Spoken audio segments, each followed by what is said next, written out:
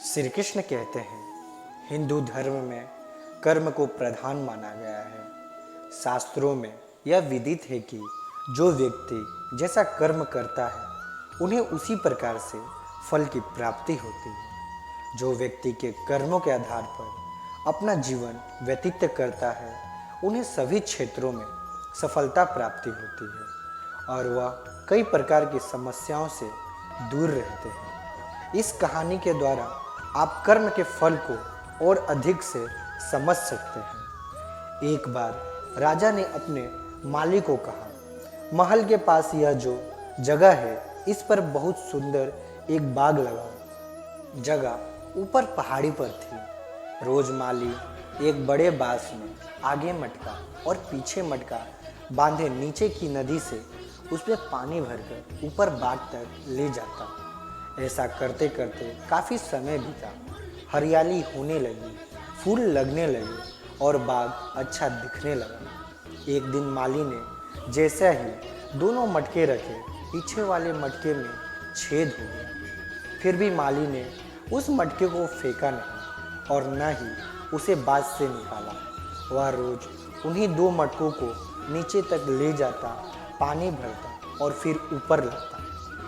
किसी ने माली को देखकर कहा, तुम इतनी मेहनत करते हो, नीचे दोनों मटकों को भरते हो, ऊपर लाते हो और जब तक ऊपर लाते हो दूसरे में एक बूंद भी पानी नहीं रहता है। फिर माली ने कहा, ऐसी बात नहीं है, मुझे मालूम है, लेकिन इस बाग में जो हरियाली है उसमें छेद वाले मटके का भी योगदान है।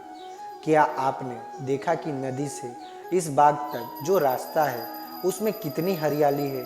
राजा जी की बाग में कोई नहीं आ सकता, लेकिन उस रास्ते पर लोग आते जाते हैं और उन फलों को देखकर बहुत खुश होते हैं। आगे वाला मटका सिर्फ एक व्यक्ति को खुश करता है, जबकि पीछे वाला मटका 1000 लोगों को खुश करता है।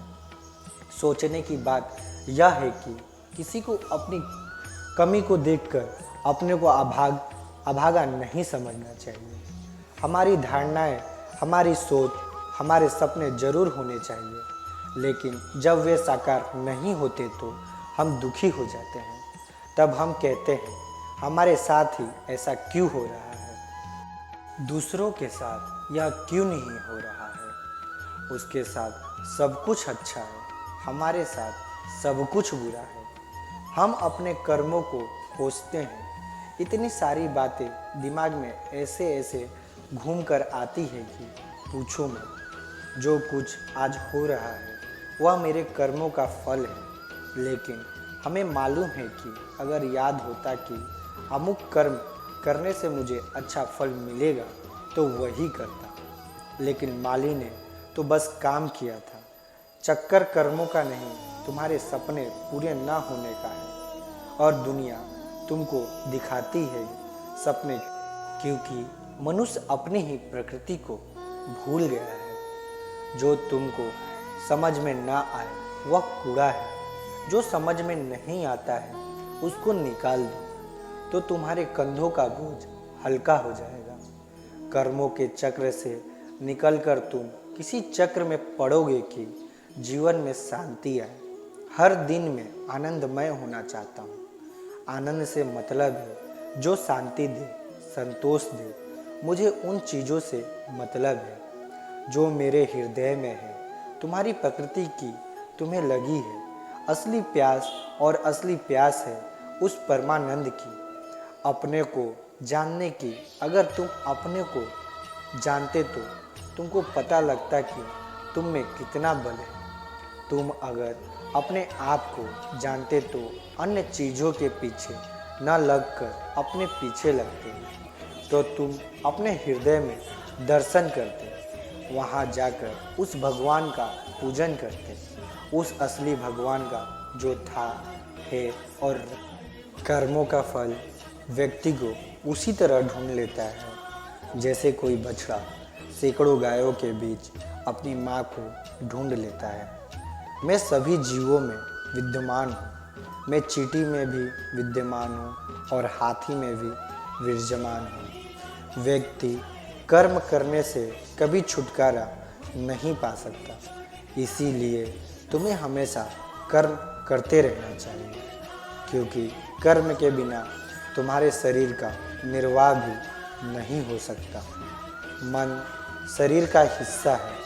सुख दुख का एहसास करना आत्मा का नहीं, शरीर का काम है। मान अपमान, लाभ हानि, गम और खुशी सब मन का खेल है। मैं हमेशा तुम्हारे साथ और तुम्हारे आस-पास रहता हूँ, चाहे तुम कुछ भी कर रहे हो। मनुष्य उसके लिए शौक करता है जो शौक करने के योग्य नहीं है, और फिर भी ज्ञान की बातें करते हो। बुद्धिमान व्यक्ति ना जीवित और ना ही मृत व्यक्ति के लिए शौक करते हैं।